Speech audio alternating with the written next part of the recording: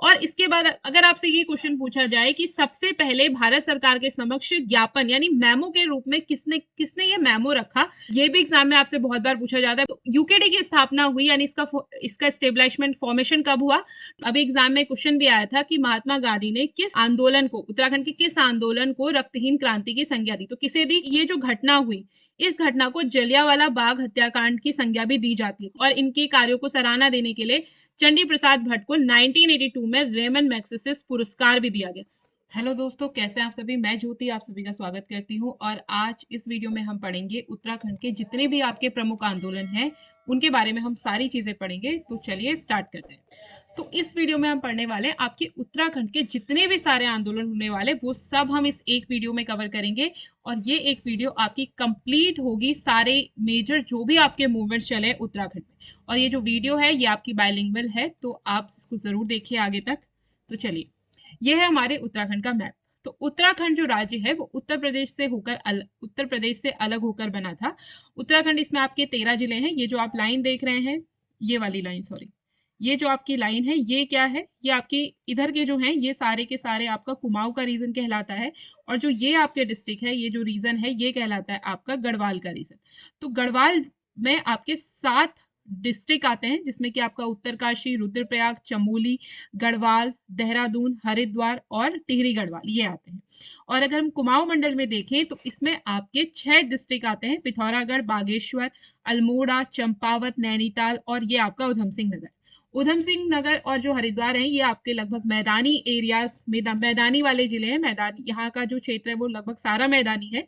और बाकी जो जिले हैं इधर आपके, ये आपकी क्या है, पर्वतीय जिले भी हैं। ठीक है, तो चलिए देखते हैं कि सबसे पहले हम ये देखते हैं कि उत्तराखंड का जो राज्य है वो किस प्रकार से बना। तो उत्तराखंड राज्य आंदोलन यानी उत्तराखंड राज्य को बनाने के लिए कौन कौन से महत्वपूर्ण आंदोलन हुए, इसके बारे में हम देखेंगे। तो गढ़वाल और कुमाऊं को मिलाकर एक पृथक यानी कि एक अलग से राज्य बनाने की जो मांग करी गई वो सबसे पहले करी 5 से 6 मई 1938 को श्रीनगर गढ़वाल में करी गई। और 1938 में पृथक राज्य की मांग को लेकर श्रीदेव सुमन ने क्या करा, दिल्ली में एक गणदेश सेवा संघ की स्थापना भी कर दी। और इसी संघ का नाम आगे चलकर क्या हो गया, हिमालय सेवा संघ हो गया।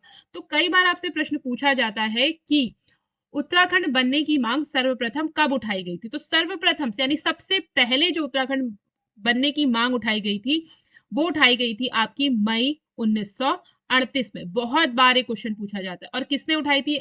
ठीक है, ये आपकी मांग उठाई गई थी। अगला जो उसके बाद आगे है, इसके बाद क्या था कि एक आपकी पर्वतीय विकास जन समिति थी। इस समिति ने क्या कहा कि जो आपका हिमाचल और उत्तराखंड है इन दोनों को मिलाकर क्या करो, एक बड़ा सा हिमालय राज्य बना दो। ठीक है, हालांकि ये जो समिति इसकी मांग को माना नहीं गया और हिमाचल उत्तराखंड आपके 2 अलग अलग राज्य बने। और इसके बाद अगर आपसे ये क्वेश्चन पूछा जाए कि सबसे पहले भारत सरकार के समक्ष ज्ञापन यानी मेमो के रूप में किसने किसने ये मेमो रखा कि उत्तराखंड स्टेट अलग से एक सेपरेट उत्तराखंड स्टेट बनना चाहिए, तो ये मांग आपकी सबसे पहले रखी थी कॉमरेड पीसी जोशी ने। ठीक है, तो अगर आपसे प्रश्न आपका पेपर में आता है कि भारत सरकार के समक्ष यानी भारत सरकार के सामने सबसे पहले उत्तराखंड राज्य बनने का मेमो, या आप कह सकते हैं उसको क्या बोलते हैं, ज्ञापन, ज्ञापन को इंग्लिश में मेमो कहते हैं। ठीक है, तो मेमो किसने दिया था, तो किसने दिया था, आपके कॉमरेड पीसी जोशी ने दिया था। और कब दिया था पूछेंगे, तो ये दिया था आपके 1952 ईस्वी में। ठीक है, इसके बाद जो वीर चंद्र सिंह गढ़वाली थे, जिन्हें हम जानते हैं पेशावर कांड के लिए, पेशावर कांड के ये हीरो माने जाते हैं आपके वीर चंद्र सिंह गढ़वाली, क्योंकि इन्होंने निहत्ती जो जनता थी उस पर गोली चलाने से मना कर दिया था। तो ये वहां से फेमस हुए आपके वीर चंद्र सिंह गढ़वाली। तो इन्होंने भी क्या करा, इन्होंने भी नेहरू जी को ये प्रस्ताव दिया या उनको ये बताया कि एक अलग से सेपरेट पर्वतीय राज्य बनाया जाए। ठीक है, इसके बाद एक आपका आयोग बना था, जब हमारा देश आजाद हुआ तो आपका एक आयोग बना जिस आयोग को हम जानते हैं फजल अली आयोग के नाम से। तो इस आयोग का एक काम था कि देश में जो भाषा के आधार पर यानी कि लैंग्वेज के बेसिस पे राज्यों को क्या किया जा रहा था, फिर से गठित किया जा रहा था, यानी फिर से राज्यों को फिर से फॉर्म किया जा रहा था। तो ये फजल अली आयोग, इसने भी क्या करा, इसने भी जो आपकी अगर ये जो आपकी फजल अली आयोग है इसके अकॉर्डिंग भी क्या था, उत्तराखंड आपका एक अलग से स्टेट बनना था। क्योंकि उत्तराखंड की जो भाषा है वो क्या है, अलग है। यहाँ कुमाऊनी और गढ़वाली बोली जाती है, और बाकी जो उत्तर प्रदेश है वहां आपकी क्या है, आपकी यूपी की भाषा चलती है। ठीक है, तो वहां की भाषा भी अलग है, संस्कृति भी अलग है, कल्चर भी अलग है। और जो आपका उत्तर प्रदेश का जो पर्वतीय इलाका था जिसे अभी हम उत्तराखंड के रूप से जानते हैं, उसकी भाषा, उसका कल्चर क्या है, वहां से बहुत ज्यादा अलग है। तो फजल अली आयोग ने इसमें जब ये राज्यों के पुनर्गठन की मांग की थी, तो उस समय बहुत ज्यादा पॉलिटिकल जो लोग थे, पॉलिटिकल जो लीडर थे, उनमें बहुत ज्यादा इतनी इच्छा नहीं थी कि वो क्या करे, राज्य का गठन हो, तो जिस कारण ये उस समय राज्य का गठन नहीं हो पाया। फिर ये जो मांगे हैं 1938 से ही आपकी मांगे क्या कर रही थी, चल रही थी कि अलग से एक उत्तराखंड राज्य बनाया जाए, यानी कि देश के स्वतंत्र होने से पहले ही क्या चल रही है, आपकी डिमांड होने लगी है कि आप क्या करो, कुमाऊं और जो गढ़वाल का रीजन है उसको मिलाकर एक अलग से स्टेट बनाओ, और जिसका नाम क्या रखा जाएगा, उत्तराखंड या उत्तरांचल। ठीक। अब देखो 1957 में जो टिहरी के राजा हुआ करते थे मानवेंद्र शाह, उन्होंने भी क्या करा, उन्होंने भी सेपरेट स्टेट मूवमेंट को चलाने का प्रयास किया, और उसके लिए उन्होंने लोगों से मिलना शुरू करा, लेकिन लोगों ने उस समय बहुत ज्यादा इंटरेस्ट दिखाया नहीं, तो ये इनकी जो इस समय जो मूवमेंट थी वो बहुत ज्यादा आगे चली नहीं। अब इसी की मांग को लेते हुए एक बहुत फेमस आपका जो दल है, अभी भी ये पार्टी है, यूकेडी, जिसे हम किस नाम से जानते हैं, यूकेडी या उत्तराखंड क्रांति दल, इसका फॉर्मेशन हुआ। और इसका फॉर्मेशन बस इसलिए हुआ था कि इसका मत एकमात्र उद्देश्य था कि जो आपके पर्वतीय जिले हैं, 8 पर्वतीय जो जिले हैं, उनको मिलाकर क्या करा जाए, एक अलग से स्टेट बनाया जाए। तो ये आपका बहुत इंपॉर्टेंट है यूकेडी, तो ध्यान रखिएगा यूकेडी की स्थापना कब हुई। ये भी एग्जाम में आपसे बहुत बार पूछा जाता है, कोई भी आप एग्जाम दे रहे हैं तो आपको रेलिवेंट क्वेश्चन आपसे से मिल सकता है। तो यूकेडी की स्थापना हुई, यानी इसका स्टेब्लिशमेंट फॉर्मेशन कब हुआ, 24 टू 25 जुलाई 1979 में हुआ। कहाँ हुआ, आपके मसूरी में हुआ।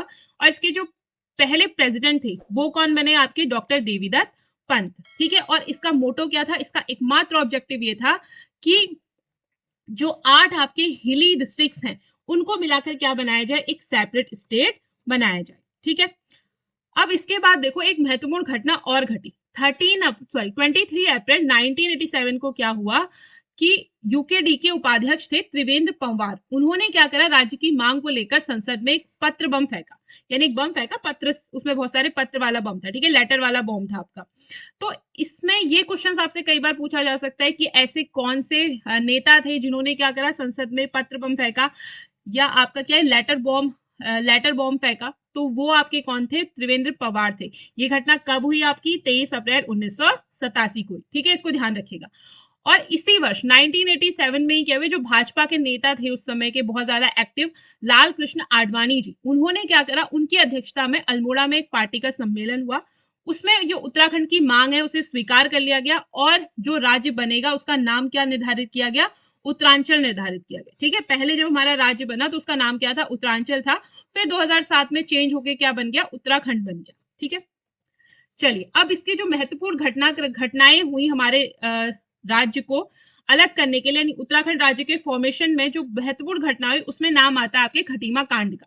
तो इस खटीमा कांड में क्या था कि खटीमा कांड में कुछ लोग शांतिपूर्वक रैली कर रहे थे, तो उस रैली में वहां की जो पुलिस थी उसने क्या करा, उन रैली पे गोली चला दी, जिस कारण बहुत सारे लोग क्या हो गए, घायल हो गए, कई सारे लोगों की मौत हो गई, और इसमें कई सारे लोग आपके शहीद भी हुए। तो खटीमा कांड कब हुआ, ध्यान रखना, खटीमा कांड का संबंध किससे है, ये क्वेश्चन भी पूछा जाता है, और ये कांड आपका कब हुआ, ये क्वेश्चन भी पूछा जाता है, बहुत इंपॉर्टेंट है ये आपका। ठीक है, तो खटीमा कांड हुआ आपका 1 सितंबर 1994 को। और ये जो खटीमा कांड है ये हुआ आपका, ये आपका किससे रिलेटेड है, ये है आपका जो उत्तराखंड फॉर्मेशन मूवमेंट है, यानी जो उत्तराखंड राज्य आंदोलन है उससे आपका क्या है, ये रिलेटेड है। ठीक है, पृथक राज्य जो आपका बना उससे रिलेटेड है। इसके बाद जो आपका खटीमा कांड हुआ 1 सितंबर को, अगले ही दिन मसूरी में एक कांड हुआ जिसे हम जानते हैं मसूरी कांड के नाम से। तो खटीमा में जो कांड हुआ था ना, उसी के विरोध में लोग क्या कर रहे थे, मसूरी में जुलूस निकाल रहे थे। तो इसमें क्या हुआ, यहाँ पर क्या हुआ, यहाँ पे भी सेम घटना हुई, वही जो आपकी खटीमा में हुई थी। यहाँ भी जो आंदोलनकारी थे उनमें क्या करा, उन्हें बिना बताए, बिना किसी चेतावनी के उन पर गोलियां चलानी शुरू कर दी। तो इसमें भी कई सारे लोग शहीद हुए, और इसमें जो पुलिस का सीओ था वो भी क्या हो गया था, शहीद हो गया था। तो आपको इसका डेट याद रखनी है। ठीक है, फिर इसके बाद एक और महत्वपूर्ण कांड हुआ, बहुत ज्यादा महत्वपूर्ण, और आप कह सकते हो कि ये जो उस समय की गवर्नमेंट थी, उस समय की करंट गवर्नमेंट थी स्टेट की, उस पर एक कालिक की तरह भी है, रामपुर तिराहा कांड। तो रामपुर तिराहा कांड में क्या हुआ कि दिल्ली में एक बहुत बड़ी रैली का आयोजन हो रहा था। तो ये जो रैली थी वो आपके 2 अक्टूबर को होनी थी, महात्मा गांधी जी के जन्मदिन के उस पर। तो इस रैली में पार्टिसिपेट करने के लिए उत्तराखंड के बहुत सारे लोग जा रहे थे। तो ऐसी कई सारी बसें क्या कर रही थी, उत्तराखंड दिल्ली की ओर जा रही थी। तो इन्हें रास्ते में ही रामपुर जो तिराहा है, जैसे चौराहा होता है ना, वैसे रामपुर आपका तिराहा, यानी 3 रास्ते निकलते हैं, वहां पे उसे आधी रात को रोक लिया गया, और इस समय क्या हुआ, पुलिस प्रशासन ने बहुत ही बर्बरता, बहुत ही गंदा व्यवहार करा उन लोगों के साथ, बसों में तोड़फोड़ कर दी, कई सारी जो महिलाएं हैं ऐसा कहा जाता है कि उनके साथ रेप भी हुए, कई लोगों को गोली मार दी गई। तो बड़ा ही, बहुत ही ज्यादा निंदनीय वहां पे क्या हुई, ये जो घटना है वो हुई। तो ध्यान रखना, रामपुर तिराहा कांड, ठीक है, किससे रिलेटेड है, ये भी आपके उत्तराखंड स्टेट जो आपका मूवमेंट है उससे रिलेटेड है। इसके बाद क्या हुआ, फाइनली जो भी आपकी इतनी सारी घटनाएं हुई, कई सारे आंदोलन हुए, बहुत सारे आपके संगठन बने, फिर अंत में 15 अगस्त 1996 को लाल किले से उस समय की जो प्रधानमंत्री थे एच.डी. देवगौड़ा, उन्होंने क्या करी, उत्तराखंड के राज्य निर्माण की घोषणा कर दी। अब यहीं से आपका प्रश्न बनता है कि किस प्रधानमंत्री ने उत्तराखंड राज्य के निर्माण की घोषणा करी? तो किसने करी? प्रधानमंत्री एच.डी. देवगौड़ा ने, याद रखिएगा इनका नाम। और कब करी? 15 अगस्त 1996 को। कहां से करी? लाल किले से करी, ठीक है, ये चीज आप ध्यान रखेंगे। उसके बाद क्या हुआ कि फिर 1998 में जो आपके, फिर क्या हुआ, फिर गवर्नमेंट यहाँ पे गिर गई, ठीक है, तो गवर्नमेंट गिर गई, तो जिस कारण क्या हुआ, फिर बिल पास वगैरह नहीं हो पाया।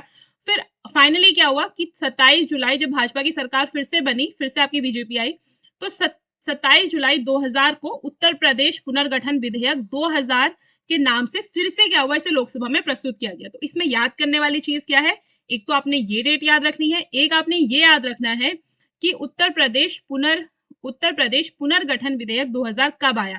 तो ये आया आपके 27 जुलाई 2000 को, इस नाम से प्रस्तुत हुआ लोकसभा में, फिर ये लोकसभा में पास हुआ, फिर ये आपके राज्यसभा में पास हुआ, और अंत में आपके 9 नवंबर 2000 को देश के 27वें राज्य के रूप में, कौन से नंबर के, 27 स्टेट के रूप में उत्तरांचल राज्य का क्या हो गया, गठन हो गया।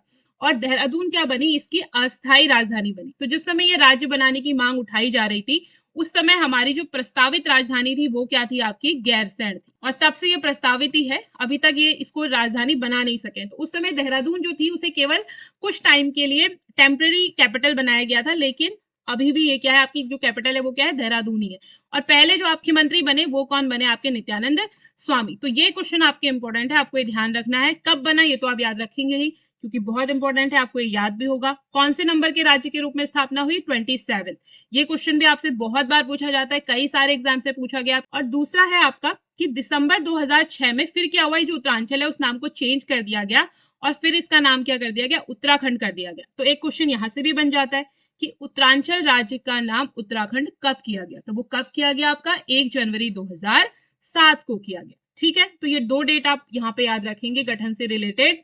एक आपका 9 नवंबर 2000 को उत्तरांचल राज्य फॉर्म हुआ, उसके बाद इसका नेम चेंज हुआ 1 जनवरी 2007 को, ठीक। अगला जो आपका फिर महत्वपूर्ण आंदोलन है वो है आपका कूली बेगार आंदोलन। कई सारे इससे क्वेश्चंस बनते हैं।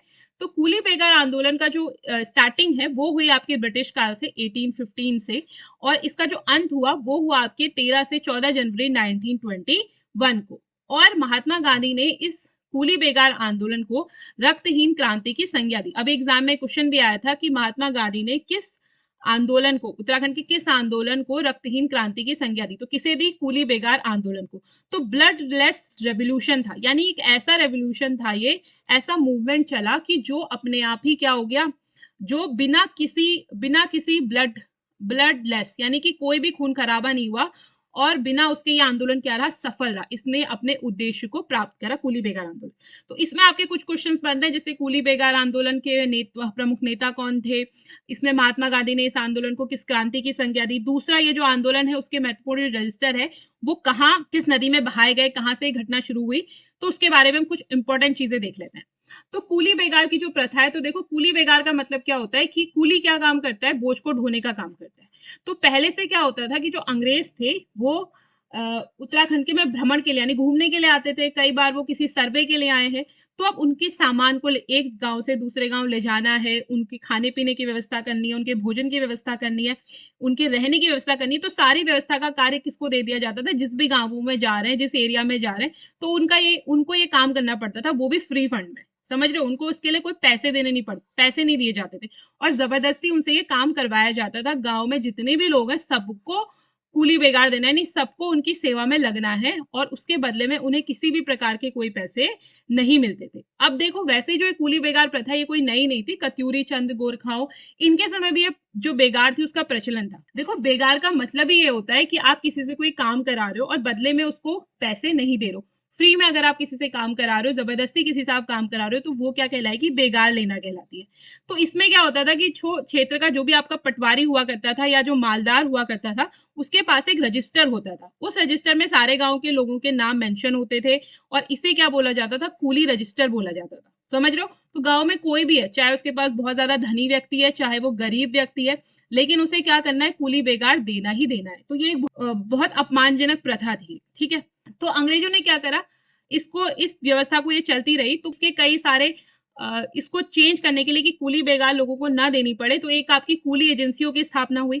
तो इसमें क्या होता था कि कुछ लोगों को नियुक्त कर दिया आपने, कूली एजेंसी बना दी, कुछ लोगों को नियुक्त कर दिया कि हाँ ये लोग क्या करेंगे, कूली का काम करेंगे और जिस भी परिवार का नंबर है वो क्या करेगा, उसको पैसे दे देगा। तो इस प्रकार ये एजेंसियां स्थापित हुई, लेकिन इससे भी इस प्रथा का कोई सोल्यूशन निकला नहीं। तो उसके बाद एक खच्चर सेना का भी निर्माण हुआ, लेकिन खच्चर भी सेना भी क्या हुई, बहुत टाइम तक प्रभावी नहीं रह पाई और फिर भी क्या हुई, लोगों से कूली बेगार लेती जाती रही।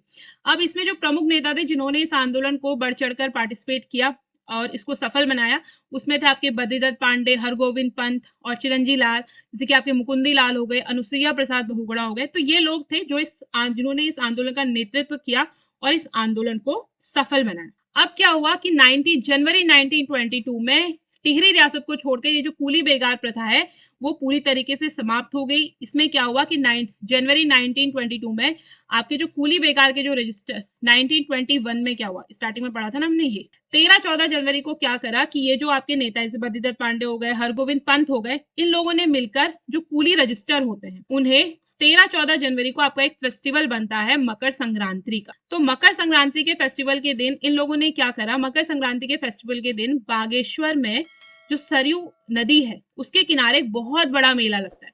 तो उस मेले में ये लोग सब इकट्ठे हुए, बहुत सारे लोग भी आए थे। तो इन लोगों ने क्या किया, वहां पर कूली रजिस्टर सारे फाड़े और सरयू में बहा दिए और सरयू में बहाने के बाद ये शपथ ली कि हम अब कोई भी कूली बेगार नहीं देंगे। तो यहाँ से ये आंदोलन व्यापक रूप से चला और लास्ट में जनवरी 1922 तक आते आते ये आंदोलन क्या हुआ, पूरी तरीके से आपका समाप्त हो, मतलब आंदोलन समाप्त हो गया, क्योंकि कूली बेगार क्या हुई, प्रथा बिल्कुल पूरी तरीके से समाप्त हो गई। केवल कहाँ बची रही, आपकी टिहरी रियासत में बची रही। और इस आंदोलन के पश्चात ही जो बद्रीदत्त पांडे, उन्हें किस नाम से जाने लगा, कुमाऊं केसरी के नाम से जाना जाने लगा। ठीक है, तो ध्यान रखिएगा कि कुमाऊं केसरी कौन है, बहुत बार प्रश्न पूछा जाता है, बहुत इंपॉर्टेंट है आपके लिए। कुमाऊं केसरी कौन है, आपके बद्रीदत्त पांडे हैं। ठीक है, याद रहेगा। चलिए अब देखो, ये जो आंदोलन है ना, तो इसी आंदोलन को जब गांधी जी ने इसके बारे में सुना तो वो बड़े खुश हुए और उन्होंने इसको एक नाम दिया। क्या नाम दिया, हमने पहले भी पढ़ा था, ब्लडलेस रेवोल्यूशन या ब्लडलेस मूवमेंट। ठीक, और उसके बाद वो 1929 में महात्मा गांधी जी बागेश्वर भी पहुंचे। अगला जो आंदोलन है वो है आपका डोला पालकी आंदोलन। तो डोला या पालकी वो हो गई आपके जिसमें दूल्हा दुल्हन को बैठाया जाता है, दूल्हा दुल्हन उसमें बैठकर एक जगह से दूसरी जगह जाते हैं। ठीक है, वो हो गई आपकी डोला पालकी। तो इसमें क्या आपका मेन क्या था कि डोला पालकी में यानी डोली में केवल कौन बैठ सकता था, जो आपके उच्च वर्ग के जो वर वधू थे, यानी जो ब्राह्मण और क्षत्रिय थे, उनके ही ब्राइड और ग्रूम आपके डोला या पालकी का यूज कर सकते थे। जो निम्न जातियां थी, यानी जिनको हम दलित समाज कहते हैं, तो दलित समाज के लोग अपने जो उनके ब्राइड और ग्रूम होते थे वो डोलियों में नहीं बैठ सकते थे। तो इसी का उन्होंने विरोध करा। इसी को हम जानते हैं डोला पालकी मूवमेंट के नाम से। इस मूवमेंट के जो मेन आपके लीडर थे वो थे आपके जयानंद भारती जी। ठीक है, जयानंद भारती जी ने ये मूवमेंट चलाया, इसका नेतृत्व किया और फाइनली जो आपका उच्च न्याय, जो हाई कोर्ट था उस समय का, इलाहाबाद हाई कोर्ट, उसने ये निर्णय दिया कि क्या कर सकते हैं, जो शिल्पकार है यानी जो निम्न जातियां हैं वो भी डोला पालकी का प्रयोग कर सकती है, उन्हें ये लीगल राइट दे दिया गया और इस प्रकार जो डोला पालकी आंदोलन है वो आपका सफल हुआ। अब देखिए अगला जो आंदोलन है वो है आपके, कई सारे वन आंदोलन हुए। ठीक है, वनों को लेके आपके मूवमेंट चले, तो उसमें हम देख लेते हैं। तो देखो इसमें आपको क्या याद करना है मेन आंदोलन में, कि आंदोलन हुआ क्यों, कब हुआ।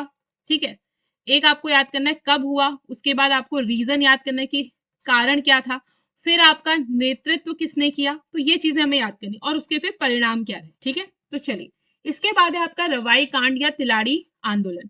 तो इसके जो नेता थे वो थे आपके दयाराम रवाल्टा और ये कसेरू गांव के थे। ये आपने याद नहीं रखना है, बस इनका नाम याद रखना, दयाराम रवाल्टा इनका नाम था। और इन्होंने क्या किया था कि जो किसानों की भूमि थी उसको भी, जो किसानों की लैंड थी ना, उसे भी फॉरेस्ट लैंड में मिक्स कर दे रहे थे।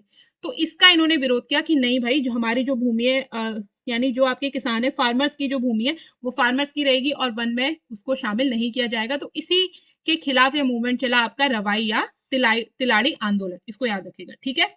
ये जो रवाई है ना आपकी जगह, ये आपके टिहरी गढ़वाल में है। अब ये जो आपका आंदोलन है ना, इसी में जो जनता है उन्होंने विरोध में क्या करा, आजाद पंचायतों की स्थापना कर ली और अपने अध्यक्ष किसको बनाया, दयाराम रवाल्टा को बनाया। और इस आंदोलन में एक बहुत महत्वपूर्ण घटना घटी। हुआ क्या, 30 मई 1930 को एक वहां पे दीवान चक्रधर जुयाल थे, उनके आदेश पर क्या हुआ, उन्होंने आदेश दिया और जितने भी आंदोलनकारी तिलाड़ी के मैदान में बैठ के आंदोलन, शांतिपूर्वक आंदोलन कर रहे थे, सबको मार दिया, सब पे गोली चला दी और लगभग क्या हुआ, सब लोग वहां पे मर गए। तो ये जो घटना हुई, इस घटना को जलियांवाला बाग हत्याकांड की संज्ञा भी दी जाती है कि जैसा जैसा नरसंहार आपके जलियांवाला बाग में हुआ था, वैसा ही नरसंहार क्या हुआ, इस यहाँ जो आपका तिलाड़ी का मैदान है यहाँ हुआ, ठीक है। तो कई बार आपसे क्वेश्चन पूछा जाता है कि उत्तराखंड के किस आंदोलन को जलियांवाला बाग हत्याकांड से उसकी तुलना करी जाती है, या उत्तराखंड का जलियांवाला कांड किसे कहते हैं, तो किसे कहते हैं, आपके तिलाड़ी आंदोलन को कहते हैं, तिलाड़ी कांड को कहते हैं, याद रखना। और जो दीवान चक्रधर सिंह जुयाल है, इसकी तुलना किससे की जाती है, जनरल डायर से की जाती है। जैसे जनरल डायर ने जलियांवाला बाग में मासूम लोगों पर गोली चलाई थी, ठीक उसी प्रकार दीवान चक्रधर जुयाल ने इन मासूम किसानों पर क्या करी, गोली चला दी। तो ध्यान रखना, ये क्वेश्चन बहुत इंपॉर्टेंट है, पूछा जाता है। और ये जो आपका तिलाड़ी है ना, ये आपका उत्तरकाशी में पड़ता है। चलिए, और इसी को ध्यान में रखते हुए जिस दिन ये घटना हुई 30 मई को हम किस रूप में मनाते हैं उत्तराखंड में, शहीद दिवस के रूप में मनाते हैं, ठीक है। अगला जो आंदोलन चला वो चला आपका चिपको मूवमेंट। इस मूवमेंट की शुरुआत हुई थी 1972 में, याद रखिएगा कहां से हुई थी, चमोली से हुई थी। इसकी जो मेन लीडर है वो है आपकी गौरा देवी। तो गौरा देवी यहाँ पे क्या था कि पेड़ों को काटने का आदेश दिया गया था। तो गौरा देवी ने क्या करा कि जो पेड़ है अपनी वो महिला साथियों के साथ पेड़ों से चिपक गई और उन्होंने कहा कि अगर पेड़ काटने तो हमें भी क्या करो, काट दो। तो यहीं से ये आंदोलन बहुत फेमस हुआ और गौरा देवी इसकी नेता बनी। इसके बाद इस आंदोलन को और ज्यादा आगे बढ़ाया, तो और ज्यादा आगे बढ़ाने का कार्य किया सुंदरलाल बहुगुणा ने, चंडी प्रसाद भट्ट ने और कॉमरेड गोविंद सिंह रावत ने। तो इन तीनों के नाम आप याद रखिएगा और अपने कार्यों और इनके कार्यों को सराहना देने के लिए चंडी प्रसाद भट्ट को 1982 में रेमन मैग्सेसे पुरस्कार भी दिया गया। तो यहीं से आपका एक क्वेश्चन बनता है कि उत्तराखंड के किस आंदोलनकर्ता को या किस नेता को, किस लीडर को रेमन मैग्सेसे पुरस्कार दिया गया, तो किसे दिया गया, चंडी प्रसाद भट्ट को दिया गया। कब दिया गया, 1982 में दिया गया, ठीक है, इसको ध्यान रखिएगा। अगला आपका जो मूवमेंट हुआ वो हुआ आपका डुंगी पेंतोली मूवमेंट। ये जो डुंगी पेंतोली मूवमेंट है, ये भी आपके सारे वन आंदोलन की बात कर रहे हैं हम, ठीक है, उत्तराखंड के जो भी महत्वपूर्ण वन आंदोलन है उनकी बात करें। तो इसका डुंगी पेंतोली आंदोलन का स्टार्ट कब हुआ, 1980 में हुआ। ये आपका कहाँ हुआ, चमोली में हुआ। इसके नेता कौन थे, लीडर कौन थे, आपकी मथुरा देवी जी थी। तो इसमें क्या था कि गवर्नमेंट ने जो बांज के वन होते हैं ना, जो आपका उद्यान विभाग है यानी कि जो हॉर्टिकल्चर डिपार्टमेंट है, उनको दे दिया था। तो इसी के उसमें क्या, जो गांव की महिलाएं हैं वो क्या कर रही थी, प्रोटेस्ट कर रही थी कि ये तो गलत हुआ है, बांज के वनों में हमारा भी अधिकार बनता है, आपने कैसे ये जो बांज के वन है वो गवर्नमेंट को सारे के सारे दे दिए। तो इसके विरोध में वहां की जो महिलाएं हैं, जो वुमेन्स थी, उन्होंने बहुत ज्यादा आंदोलन करा और उनके आंदोलन को देखते हुए सरकार को जो अपना फैसला है वो वापस लेना पड़ा। तो आप इसमें क्या याद रखेंगे कि डुंगी पेंतोली आंदोलन कब हुआ, 1980 में हुआ। किससे संबंधित है, बांज के वनों से संबंधित है। उनके जो बांज के वनों का अधिकार है वो किसको दे दिया गया था, हॉर्टिकल्चर डिपार्टमेंट को दे रहे थे। तो वहां की जो महिलाएं थी उन्होंने क्या करा, इसका विरोध करा। नेता कौन थी, लीडर कौन थी, मथुरा देवी थी, ठीक है। चलिए, अब डुंगी पेंतोली आंदोलन इसलिए कहते हैं क्योंकि चमोली के डुंगी और पेंतोली नामक गांवों में यह आंदोलन हुआ था, ठीक। तो इसको ध्यान रखिए। अगला जो आपका आंदोलन है वो है आपका कुंजड़ी वन आंदोलन, कुंजड़ी वन मूवमेंट। तो इस मूवमेंट की स्टार्टिंग हुई 1904 से यानी 1904 से। इसके लीडर कौन थे, आपके अमर शाह। और जिस समय ये आंदोलन हुआ वो आंदोलन आपकी ये टिहरी रियासत में हुआ था। तो वहां का शासक कौन था, ये भी क्वेश्चन बनता है। तो शासक कौन था वहां का, कीर्ति शाह था, शासक यानी कि रूलर, ठीक है। और एरिया क्या था इसका, टिहरी स्टेट थी। तो टिहरी स्टेट है तो वहां आपकी रियासत भी है, तो रियासत में आपका शासक भी होगा। तो शासक कौन था आपका, कीर्ति शाह। तो पूछा जाता है कुंजड़ी वन आंदोलन के समय शासक कौन था टिहरी का, कौन था आपका, कीर्ति शाह था। इस आंदोलन का नेतृत्व यानी लीडर कौन था, अमर सिंह था, ठीक है, ध्यान रखेंगे। तो इसमें क्या था कि कीर्ति शाह ने क्या करा, अंग्रेजों को हेल्प करने के लिए जो टैक्स है वो बहुत ज्यादा बढ़ा दिया। तो इसी टैक्स के विरोध में वहां के लोगों ने क्या करा, विरोध किया था। अगला जो आंदोलन है वो है आपका खास पट्टी वन आंदोलन। तो इस आंदोलन का जो स्टार्टिंग हुई वो हुई आपकी 1906 से 1907 के बीच में। इसके जो लीडर थे वो थे आपके बेलमती देवी, भगवान सिंह बिष्ट और भरोसा राम। ठीक है, इन तीनों के नाम आप याद रखिएगा, बेलमती देवी, भगवान सिंह बिष्ट और भरोसा राम। देखो भगवान के भरोसे हम सब रहते हैं, तो यहाँ से ध्यान रखना भगवान के क्या रहना है, हमने भरोसे रहना है, तो भगवान सिंह जो भरोसा राम। और देवी जी भी हैं, कौन सी देवी है, बेलमती। ठीक है, भगवान शिव को क्या चलते हैं आपके बेलपत्री चढ़ती है, तो वहां से ध्यान रख लेना भगवान कौन है, भगवान शिव, तो भगवान सिंह बिष्ट हो गए। भरोसा राम, भगवान पे हमें भरोसा रखना है और उन्हें बेलपत्र चढ़ता है, तो वो हो गई आपकी बेलमती देवी। ठीक, और खास पट्टी आंदोलन भी आपका कहाँ हुआ, टिहरी रियासत में ही हुआ।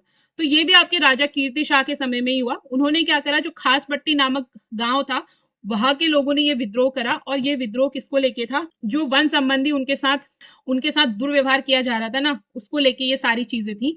और आंदोलन इसके लास्ट में क्या हुआ कि कीर्ति शाह ने क्या करा, किसानों के लिए एक बैंक बना दिया जिसका नाम रखा बैंक ऑफ गढ़वाल, उसका गठन कर दिया। ठीक है, तो ये मेन चीजें आप याद रखना है। अगला आपका जो आंदोलन है वो हुआ आपका खीराकोट वन आंदोलन। इसका स्टार्टिंग हुई आपकी 1978 में, और ये हुआ, इसका जो स्थान है वो है आपका अल्मोड़ा, और इसके जो लीडर हैं वो है आपके मालती देवी जी। ये जो आपका खीराकोट आंदोलन है ना, ये आपके था जो माइन ओनर्स होते हैं, यानी जो खदान के मालिक होते हैं, उनके विरोध में था कि बहुत ज्यादा खदान हो रहा था।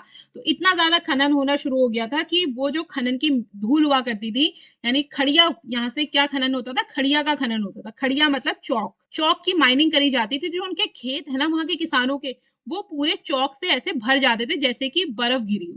तो इसको देखते हुए जो वहां की महिलाएं हैं उन्होंने क्या करा, आंदोलन करना शुरू करा कि आप क्या करो, ये जो खड़िया खनन कर रहे हो इसको कम करो, इसको बंद करो।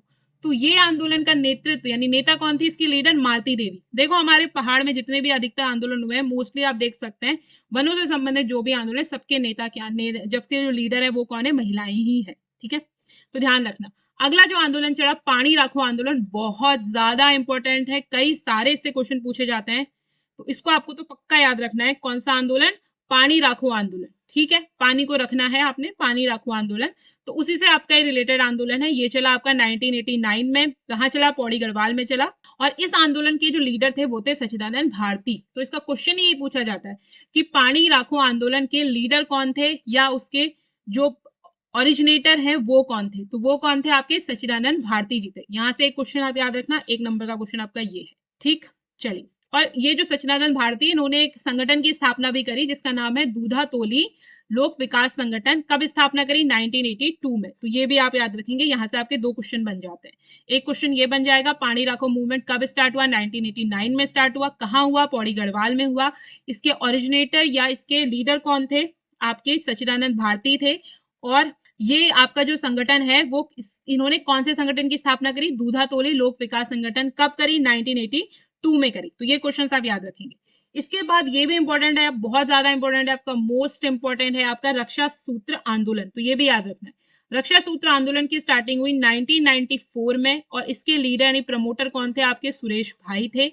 और इसमें क्या था कि महिलाओं ने पेड़ों पर रक्षा सूत्र बांधा, रक्षा धागा बांधा। रक्षा धागा जो हम पूजा में यूज करते हैं ना, वही वाला रक्षा धागा उन्होंने क्या करा, पेड़ों पर बांधा और पेड़ों का रक्षा करने का वचन लिया। ठीक, तो इस आंदोलन में उन्होंने एक नारा दिया, ऊंचाई पर पेड़ टिके रहेंगे, नदी ग्लेशियर बने रहेंगे। यानी जब तक आपके पेड़ हैं तभी तक आपके पास क्या है, नदी और ग्लेशियर भी है। अगला जो आंदोलन है वो है आपका मेती मूवमेंट। अगेन मोस्ट इंपॉर्टेंट, ये बहुत ज्यादा इंपॉर्टेंट मूवमेंट है आपका। तो मेती मूवमेंट जो है, मैती मूवमेंट बोलते हैं इसे, मैती मूवमेंट चला आपका 1996 में, और इसके जो लीडर थे वो थे आपके कल्याण सिंह रावत। और इस मूवमेंट की स्टार्टिंग जो हुई वो चमोली से हुई। ठीक है, तो ये जो अकेला मूवमेंट है जिसकी ये किसी का विरोध नहीं कर रहे थे। ठीक है, इनका कोई विरोध नहीं था, कुछ विरोध नहीं कर रहे थे, ये बस पर्यावरण के लिए बहुत अच्छा इन्होंने कदम उठाया।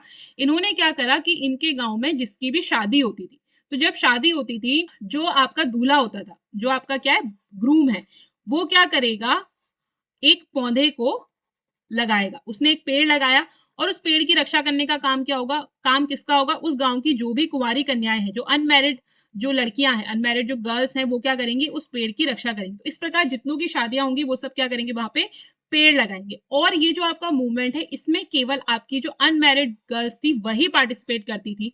ठीक है। और देखो मैती नाम भी इसी से आया है, पहाड़ी भाषा में जो मायका होता है उसे क्या बोला जाता है, मैत बोला जाता है। तो इसी से मूवमेंट चला आपका मैती मूवमेंट। तो बहुत ही अच्छा और सुंदर मूवमेंट था कि उन्होंने शादी को क्या करा, शादी से जोड़ दी पेड़ों को। ठीक है, कि अगर जिसकी भी शादी हो रही है वो क्या कर रहा है, एक पेड़ लगा रहा है, और फिर जो वधु पक्ष वाले हैं वो क्या करेंगे, उस पेड़ की रक्षा करेंगे, उस गांव की जितनी भी लड़कियां हैं वो उस पेड़ की रक्षा करती। अगला जो आंदोलन है वो है आपका छीनो झपटो मूवमेंट। ये भी बहुत इंपॉर्टेंट है, इसको भी ध्यान रखना। तो छीनो झपटो मूवमेंट, अच्छा ये खाली इंपॉर्टेंट है, ठीक है। ये जो आपके मैती आंदोलन था, रक्षा सूत्र आंदोलन था और पानी रखो आंदोलन था, ये आपके मोस्ट इंपॉर्टेंट आंदोलन है, ठीक है, इनको आपको बिल्कुल याद रखना है।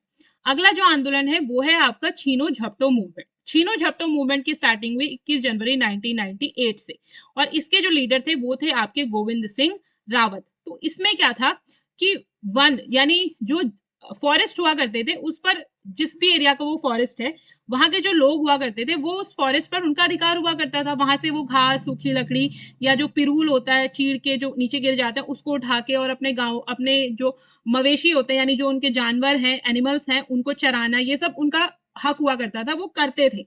अब क्या हुआ कि एकदम से जो नए नए वन कानून आए और बिल्कुल प्रतिबंध लगा दिया गया। जो नंदा देवी राष्ट्रीय पार्क, जो नेशनल आपका पार्क बना, उस पर क्या हुआ, बिल्कुल प्रतिबंध लगा दिया गया कि यहाँ पर अब जो लोग हैं वो इसमें बिल्कुल भी बिल्कुल नहीं जा सकते। तो इसी को लेकर अपना जो हक है उसको बहाल करने के लिए, ठीक है, इसे हक बोलेंगे, यानी जो आपकी राइट्स हैं उसको क्या करने, जो ट्रेडिशनल राइट्स वन में हमें मिले हुए हैं उसको दोबारा से बहाल करने के लिए क्या करा, ये आंदोलन चला था। तो इन्होंने, इसमें क्या हुआ, लोगों ने क्या किया, जबरदस्ती वो क्या हुए, घुस गए पार्क के अंदर अपने जंगली जानवरों के साथ। तो इसीलिए इसे बोलते हैं छीनो झपटो आंदोलन। ठीक, हाँ। तो ये जो छीनो झपटो आंदोलन है ये आपका चला। इसमें आपके एक ध्यान रखना है, क्वेश्चन ये पूछ लिया जाता है कि वृक्ष मानव किसे कहा जाता है, ट्री मैन। तो ट्री मैन बोला जाता है आपके विश्वेश्वर दत्त सकलानी को, ठीक है, इसको आप याद रखें। अब आशा करती हूँ आपको ये लेक्चर अच्छे से समझ में आया होगा। हमने क्या क्या पढ़ा, हमने आपके जो इसमें इंपॉर्टेंट है वो बता दे रही हूँ। एक छीनो झपटो आंदोलन जरूर याद रखना, एक मैती आंदोलन याद रखना, एक रक्षा सूत्र और पानी रखो आंदोलन, ये तो आपने बिल्कुल याद रखने हैं। दूसरा एक चिपको मूवमेंट, ये तो आपको बचपन से पढ़ते आ रहे हैं तो हमें ये ध्यान रहता है, लेकिन इसमें आप ये वाली डिटेल याद रखना कि चंडी प्रसाद भट्ट को कब रेमन मैग्सेसे पुरस्कार मिला, और सुंदरलाल बहुगुणा, चंडी प्रसाद भट्ट और कॉमरेड गोविंद पंत इसके क्या थे, चिपको मूवमेंट के बहुत ज्यादा इंपॉर्टेंट ये भी लीडर थे। ठीक है, इसके बाद आपको ये जो कांड हुआ तिलाड़ी कांड, ये बहुत इंपॉर्टेंट है, इसको याद रखना, इससे क्वेश्चन आपके एग्जाम में जरूर पूछा जाता है। इसके बाद आपने डोलापाल की मूवमेंट तो है ही इंपॉर्टेंट, फिर आपका ये कुली बेगार आंदोलन हो गया, और रामपुर तिराहा कांड, इसमें तो मैंने आपको वही चीजें पढ़ाई हैं जिससे आपके एग्जाम से क्वेश्चन बन सकते हैं। तो ये एक वीडियो आपके हर एग्जाम, लगभग आपके सारे जो आंदोलन है उसको कवर करती है। तो आशा करती हूँ आपको ये लेक्चर पसंद आया होगा, और अगर आपको ये लेक्चर पसंद आया है तो अपने दोस्तों के साथ इसे जरूर शेयर करें। चैनल को लाइक, शेयर एंड सब्सक्राइब करना ना भूलें। Thanks for watching and keep learning.